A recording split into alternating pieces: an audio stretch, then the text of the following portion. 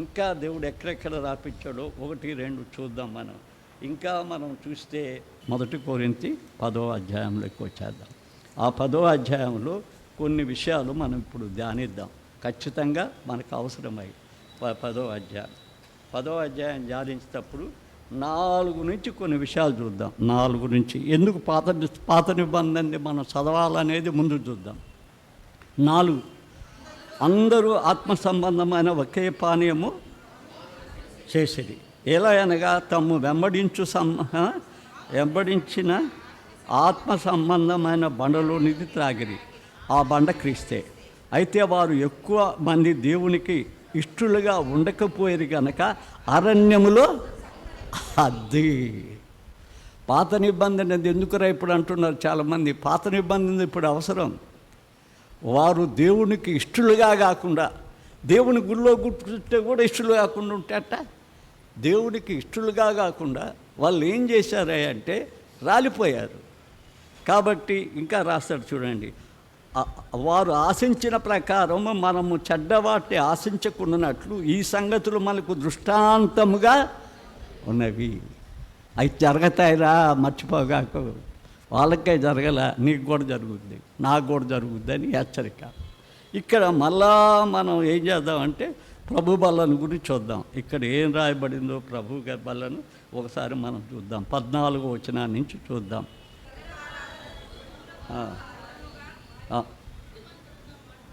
కాబట్టి నా ప్రియులారా, విగ్రహారాధనకు దూరముగా పారిపోండి. అయ్యా, యేసుప్రభు బొమ్మ పెట్టుకొని మొక్కుతున్నాం. మేము మరియమ్మది పెట్టుకొని మొక్కుతాం. మేము ఎవరిది మొక్కం? మరి క్రైస్తవుడా, యేసుప్రభు బొమ్మ కూడా మొక్కకూడదురా. యేసుప్రభు బొమ్మ మొక్కటమేంది, మరియమ్మ బొమ్మ మొక్కటమేంది? ఎవరు చెప్పారు మరియమ్మ బొమ్మ యేసుప్రభు బొమ్మ మొక్కమని? 314వ సంవత్సరంలో 13వ సంవత్సరంలో కాన్స్టాంటినోపుల్ అని ఆయన రాజు అయ్యాడు. వాళ్ళ తల్లి కల్లో కనపడింది, మరియ భక్తురాలు. ఆమె పేరే హెలెన్ అని పేరు పెట్టుకున్న వాళ్ళందరూ కాన్స్టాంటినోపుల్ భార్యను గుర్తు చేసుకుని ఆమె కొడుకు చెప్పింది, అరే యేసుక్రీస్తు ప్రభు దేవుడేరా. ఆయన తల్లి అబ్బా ఆమె చెప్పినట్టు ఏంటది అంటే అప్పుడు మరియమ్మ యేసు ప్రభుని పెట్టుకున్నాడు. ఎవరో నాలాంటి వాడు ప్రొటెస్టెంట్ క్రైస్తవుడు రాజుగారు మేలు పొందాలి కదా, ఏదో ఎమ్మెల్యే మేలు పొందాలని తెచ్చి చర్చిలో సన్మానం చేపిస్తా కదా. చర్చిలో ఇది చర్చి అని మర్చిపోతా కదా, దేవుని మందిరం అని మర్చిపోతా. ఇది నా మందిరం అనుకుంటా, నాది అనుకుని చేస్తా పని. వాడు కూడా నాలాంటి వాడు పోయి ఏం చెప్పాడంటే, అరే నాయన, పేతురికి అధికారం ఇచ్చాడ్రా, పేతురికి అధికారం ఇచ్చాడు కాబట్టి నీకు కూడా అధికారం ఉంది. మీకు ఎవడు వద్దు, సోమలవాన్ని పెట్టు, నువ్వే బిషప్, నువ్వే రాజాధిపతివి, ఆ దేశానికి కాంట్రాక్ట్, ఆ సృష్టికి అంత రాజు నువ్వే అని చెప్పి ఒక రకమైన మతమును బయటికి తీసుకొచ్చాడు. ఒక రకమైన మతాన్ని బయటకు తీసుకొచ్చాడు. చెవులో పాపం చెప్తే చచ్చిపోద్ది. మాకు మీరు చెవులో చెప్తే చాలు, పాపం క్షమించేస్తా, నేను క్షమించేస్తా, ఆయన క్షమించేస్తాడు. ఇదివరకు ముందు ఏందో తెలుసా, ఈ రింగులు తాళులు నో, ఎవరు కట్టడానికి లేదు. సోమవారం కడితే సరిపోద్ది, పెళ్ళి అయిపోద్ది. ఇట్లా కొన్ని మళ్ళీ మనం తిరుగుబాటు చేసాం. మరియమ్మకు మొక్కాల, ధూపం వేయాల, 150 కీర్తనలు అంటే 150 కీర్తనలు అయిపోతాయి. క్రైస్తవులు దీనికి అలవాటు పడ్డారు, దీనికి అలవాటు పడిపోయి వీళ్ళు ఏం చేస్తున్నారంటే వారి విషయాలలో శోధన. ఇంకా 14 చదువుతున్నాం కదా, విగ్రహారాధన దూరముగా పారిపోడి, బుద్ధిమంతుల మాట్లాడినట్లుగా మీతో మాట్లాడుతున్నాను. నేను చెప్పు సంగతి మీరే ఆలోచించుడి. మనము దీవించు ఆశీర్వాద పాత్రలోని త్రాగుట క్రీస్తు రక్తంలో పాల్పంచుకుంటే కదా, మనము మన రొట్టె తినుట క్రీస్తు శరీరములో పాల్పంచుకుంటే కదా.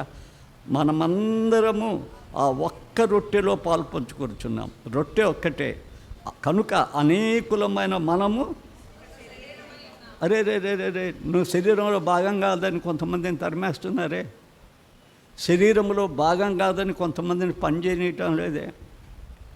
ఒకే శరీరం, ఆయన శిరస్సు, శరీరంలో భాగం అందరూ. శరీరం భాగం అని మీకు తెలియదా అంటాడు. చూడండి, అప్పుడు శరీర ప్రకారం ఇశ్రాయేలు చూడండి, బలి అర్పించు వాని తర్వాత బలిపీఠము పాలువారు కారా.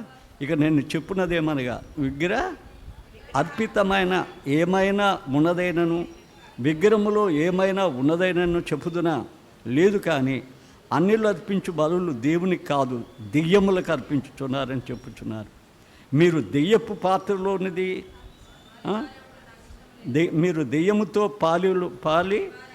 పాలివారవటంలోనూ దెయ్యమ పాత్రలోనిది కూడా త్రాగనేరారు. ప్రభు బల్ల మీద ఉన్నదానిలోనూ దెయ్యపు బల్ల మీద ఉన్నదానిలో కూడా పాలు పొందుతున్నారు.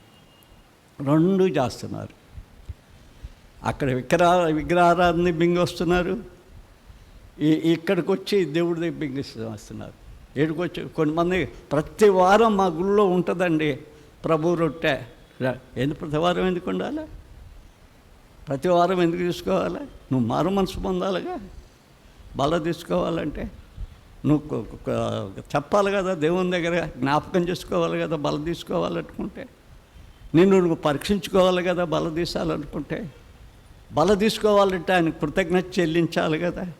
బల తీసుకోవాలంటే ఆ 11వ అధ్యాయం ఏం రాశారు? ఆయన మరణమును గురించి ఒక్కరికైనా ప్రకటన చేయాలి కదా. ఈ 5 లేకుండా ప్రతి వారం మింగండి, ఏం ప్రయోజనం? అది కూడా ఒక విగ్రహారాధనలాగా మింగటమే కదా. దేవుని బల కూడా మింగటం మేము రోజు ఇస్తామండి, మా చర్చి రోజు ఇస్తుంది. అది కూడా విగ్రహారాధనలాగా మింగటమే కదా.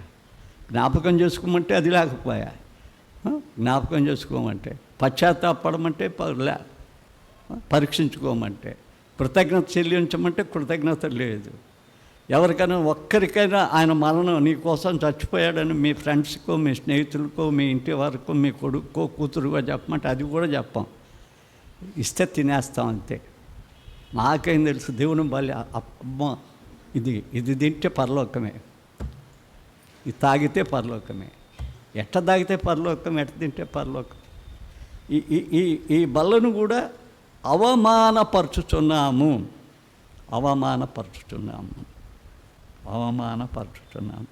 అది మనం బిలాము సంగతి ఆ పని చేశాడు. అదే బిలామును గురించి పేతురు ఏం రాశాడో చూడండి. ఇద్దరు రాశారు. 2వ పేతురు 2వ అధ్యాయం 15-16 తీస్తారా? 2:15-16. తిన్నని మార్గమును విడిచి జబేదేవి కుమారుడైన బిలాము దుర్నీతి వలన కలుగు బహుమానముకు ప్రేమించి, అయితే తాను చేసిన అతిక్రమను బట్టి గద్దింపబడెను. నోరు తెరిచి గార్ధవము మానవ స్వరముతో మాట్లాడి ఆ ప్రవక్త యొక్క వెరితనమును అడ్డగించెను. దేవుని బిడ్డ యొక్క వెరితనం అంటే ఆ బాలాకు మార్కెట్లో పడిపోయాడు. దేవుని కూడా అమ్ముకుందామని ఇప్పుడు చాలామంది బాలాకు మార్కెట్లో పడిపోతున్నారు. ప్రపంచంలో చాలామంది అట్లా డాలర్స్ దెయ్యాల కనబడైపోతున్నారు. ఇటు పెద్ద సైన్యాన్ని నన్ను సంపాదించడానికి ఇళ్ళకి కారు వేది డబ్బులు ఇస్తాం, ఆఫర్ ఇస్తాం, బర్త్డేకి కేక్ పంపుతారంట. నాకు కూడా కేక్ పంపుతాం, ఇంకా ఏమేమో చేస్తాం అని జనాన్ని పోగు చేసుకోవడానికి వస్తున్నారు, ధనవంతులు కావాలని. ఇట్లా దేవుణ్ణి ఇండియా డబ్బుతోనే కొంటారు, ఫారిన్ డబ్బుతోనే కొంటారు. బాలాకు పెద్ద మార్కెట్ పెట్టేశారు. ఆ మార్కెట్ ఇప్పుడు కూడా ఉందంట. అందుకోసం చెప్తాడు, జాగ్రత్త, బిలాములాగా చేశారు మీరు, బిలాములాగా చేశారు. ఇంకా ఏం చెప్తాడో చూడండి. ఇంకొక భక్తుడు యూదా ఏం రాస్తాడో చూడండి. 11వ వచనం, 1వ అధ్యాయం కదా యూదా.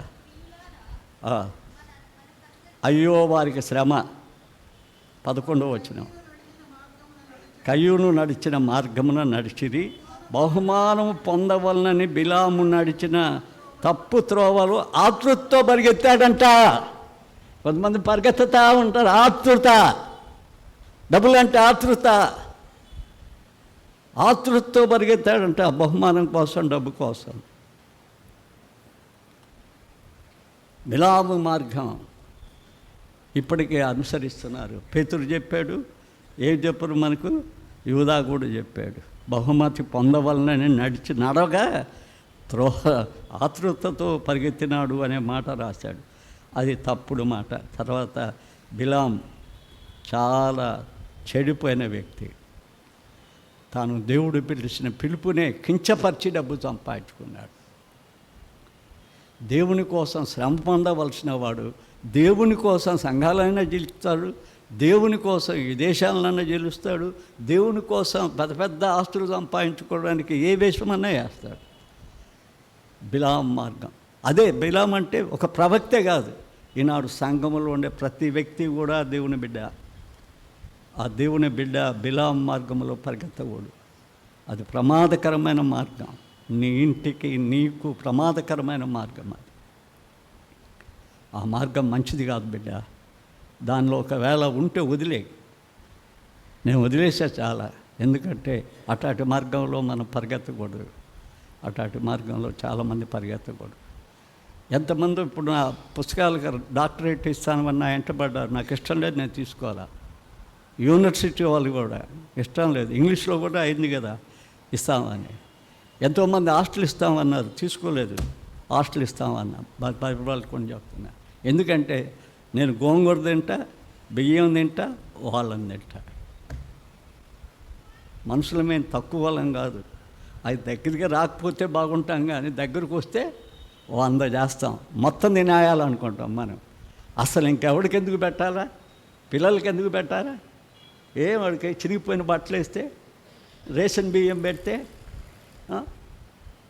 నేను కదా బాగుండాల్సింది. దుర్బుద్ధి పుడుతుంది. ఆ దుర్బుద్ధి కుటుంబాన్ని నలిపేస్తుంది. ఎక్కిరాదు.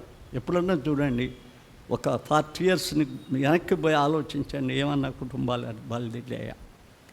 ఒక్కసారి మనం ఆలోచించాలి. ఆ దుర్బుద్ధి ఎదిగి పైన పడిపోతుంది. కాబట్టి ఆ దుర్బుద్ధి బిడలారా మనకు రాకూడదు. ఈ ప్రత్యక్షపరుచుకున్న ప్రభు ఇక్కడ ఏం చేశాడంటే మారు మనసు పొందు అంటాడు. చూసారా? ఆ వచనాన్ని మళ్ళా చదవండి. ఆయనకు చాలా ప్రేమ ఉంది అప్పటికి కూడా.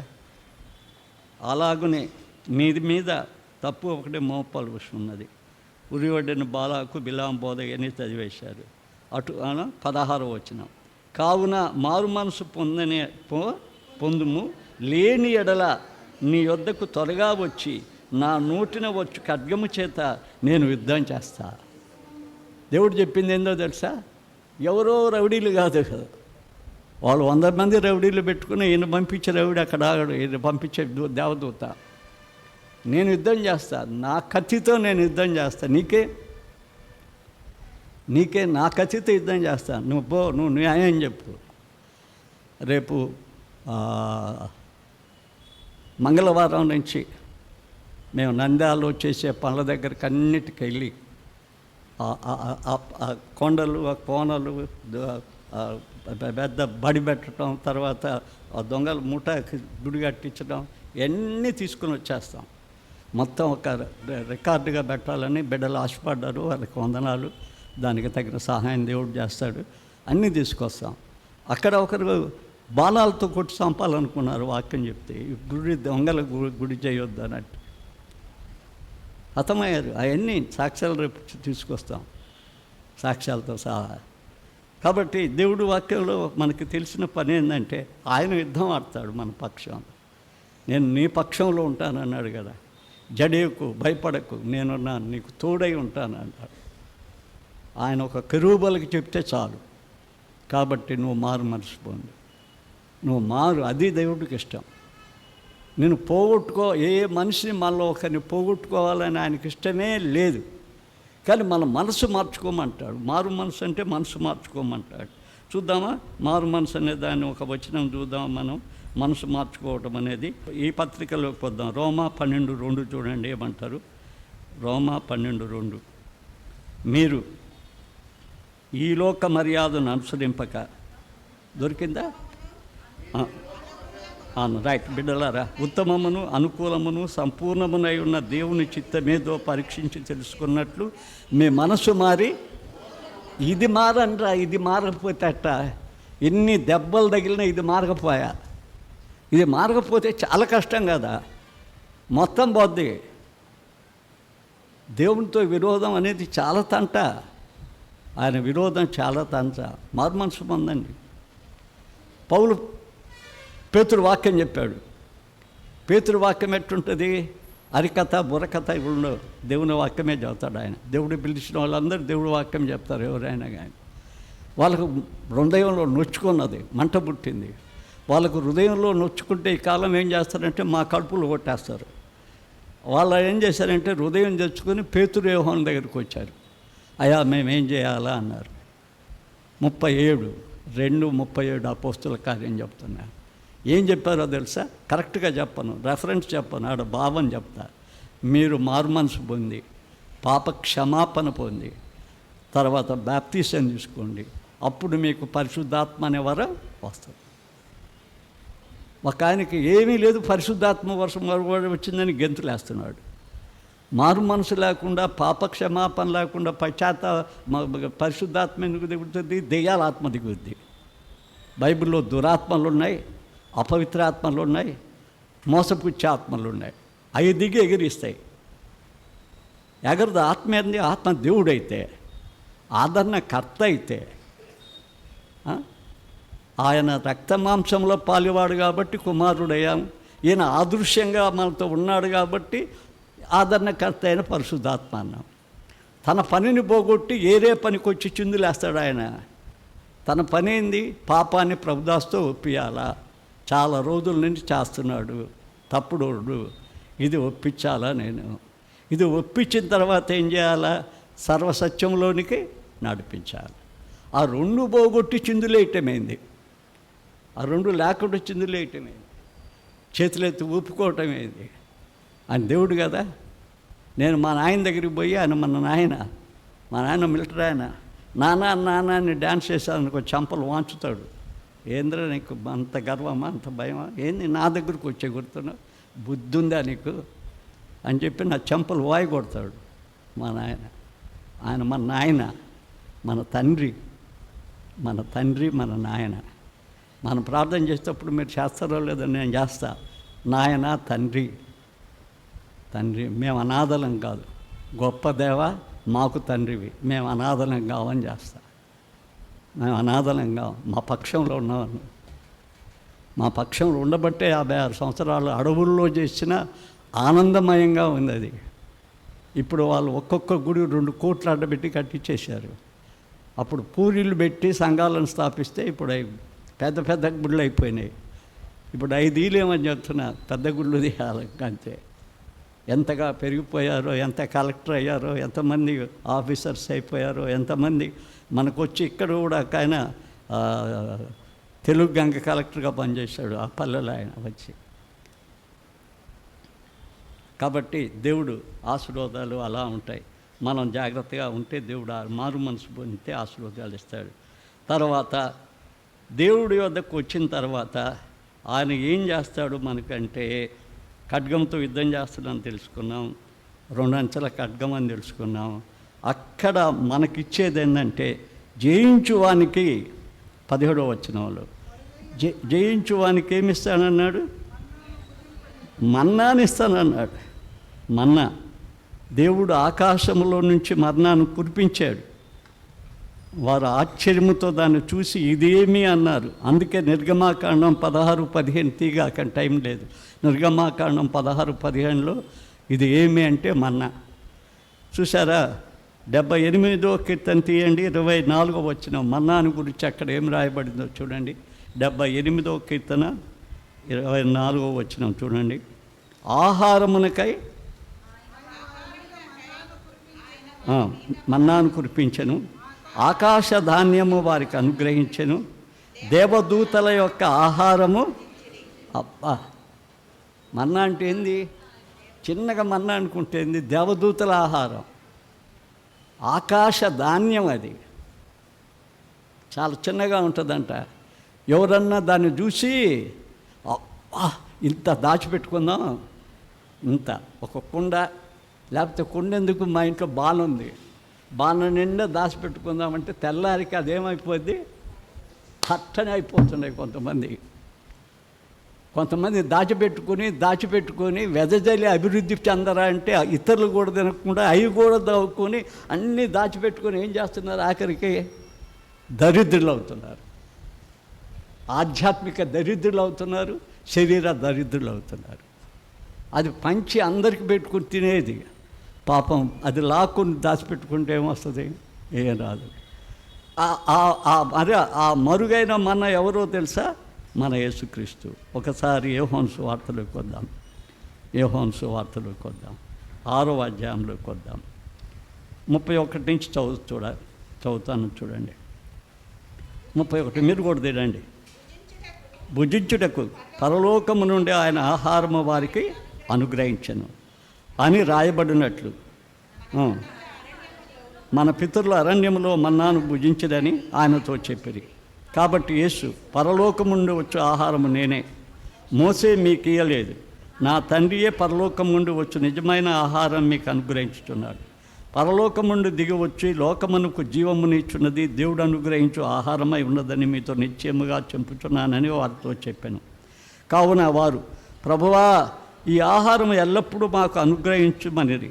అందుకు యేసు వారితో ఇట్లేనని, జీవాహారము నేనే, నా యొద్దకు వచ్చువాడు ఏమాత్రము ఆకలి కొనడు, నా యందు విశ్వాసం ఉంచువాడు ఏమాత్రము దప్పికొనడు.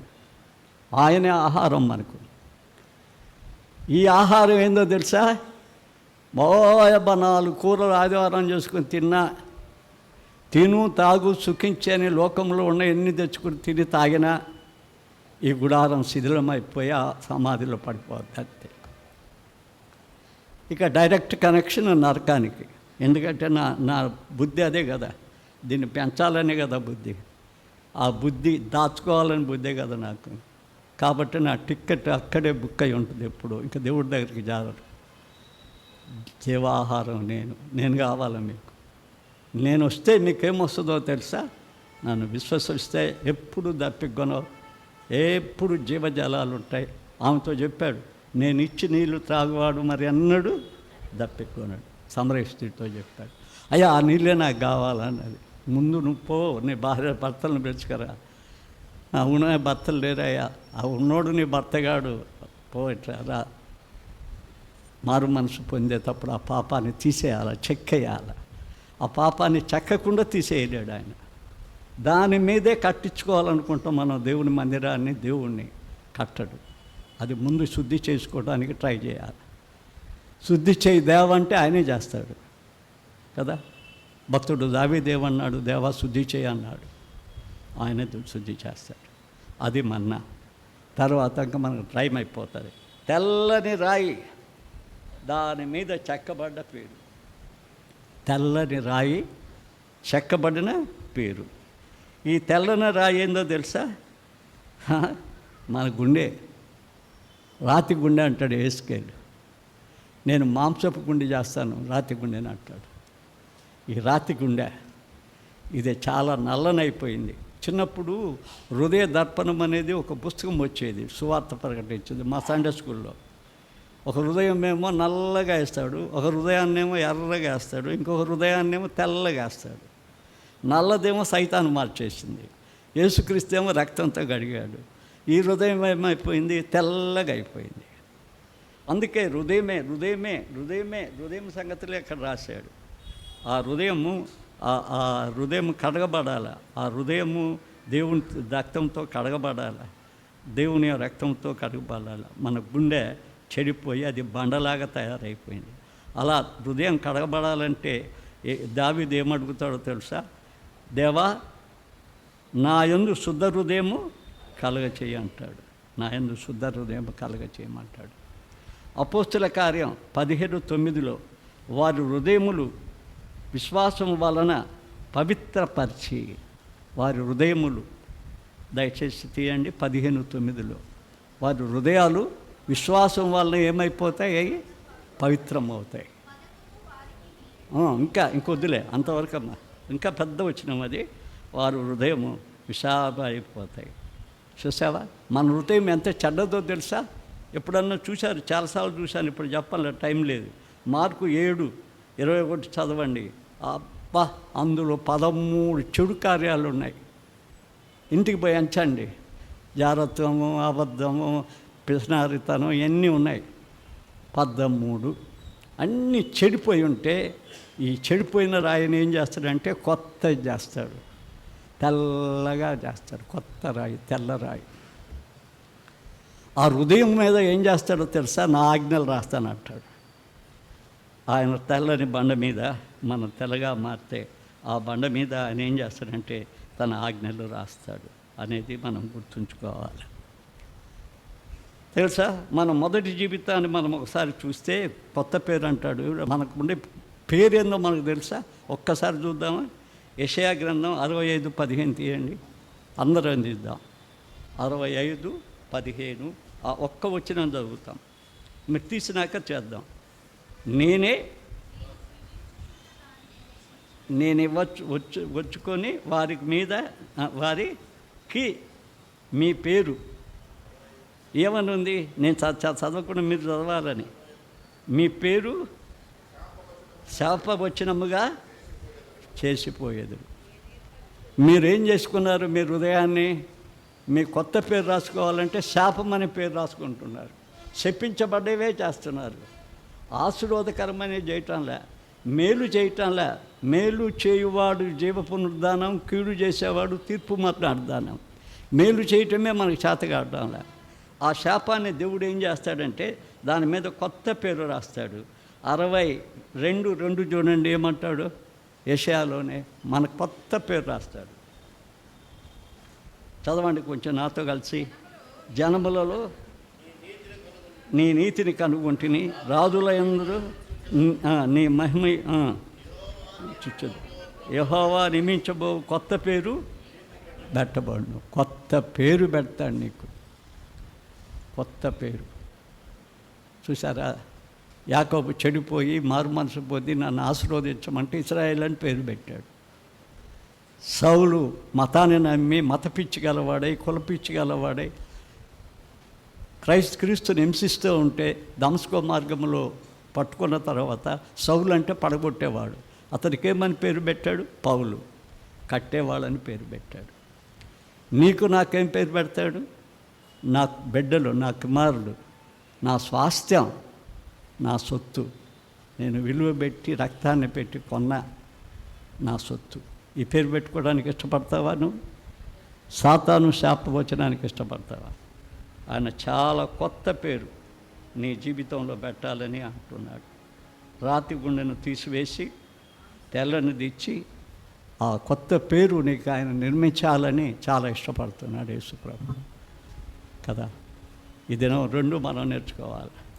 కొత్త హృదయం నీకు కావాలా? ఆ రాతి బండ తీసేయాలి. రాయి బండరాయి ఎందుకు? మనది మాంసపు గుండె మృదువైనది ఉండాలి, మృదువైనది ఉండాలి. అది ప్రేమ ప్రసార కేంద్రం కావాలి. దేవుడి ప్రేమ ప్రసార కేంద్రం కావాలి మన హృదయం. ఎవరైనా అక్కరుంటా, ఎవరికైనా కష్టం ఉన్నా త్యాగం చేసే హృదయం కావాలి. ఆ హృదయం ఆయనకు చాలా ఇష్టం. దానికి మీద ఆయన కొత్త పేరు రాసుకుంటాడు, కొత్త పేరు రాసుకుంటాడు. నా సొత్తు అని రాసుకుంటాడు. ఇంకా ఏం రాస్తాడంటే యోహాను 15వ అధ్యాయం చూస్తారా, 10-11 వచనాలు చూస్తారా, నా స్నేహితుడు అని రాసుకుంటాడు. ఆయన ప్రేమిస్తే ఆయన స్నేహితులమంట. నేను సహోదరునన్ను, దాసుడన్ను, నా స్నేహితుడు, నా ఆజ్ఞలు గాయకున్నాడు. ప్రార్థన చేసుకున్నా. పరిశుద్ధుడా, నీ పాదాలకి ఎంతో వందలాలు. నువ్వు చెప్పేదల్లా మేము మారమనే తండ్రి. మా బండ గుండె, రాతి గుండె పగలగొట్టి మృదువైనదిగా చేయమని. మాకొక కొత్త పేరు కావాలి. శాపం అనేది మాలో, మా ఇంట్లో ఉండకూడదు. ఆ పేరు మా ఇంట్లో కొట్టివేయబడి మా ఇంటిలో ఒక కొత్త పేరు కావాలి. మా హృదయంలో ఒక కొత్త పేరు కావాలి. మా సంఘంలో ఒక కొత్త పేరు కావాలి. మీ పేరు మేము ధరించుకునే రీతిగా ఉన్నట్లు కృపచూపమని. చిన్న ప్రతి బిడ్డ కూడా ఎవరు తప్పిపోకూడదు నాయన. నీ వాక్యానికి లోబడి హృదయాన్ని మార్చుకొని తండ్రి, నీ సన్నిధిలో తప్పిదాలు నీ చేత మోపించుకోకుండా నీ కనుదృష్టిలో వారు యథార్థంగా కనపడేటట్టు సహాయం చేయమని మనిషి వాళ్ళంతా అండి మమ్మల్ని ఇంకా చెక్కుమని క్రీస్తు పేర వేడుకుంటున్నాము తండ్రి. ఆమేన్.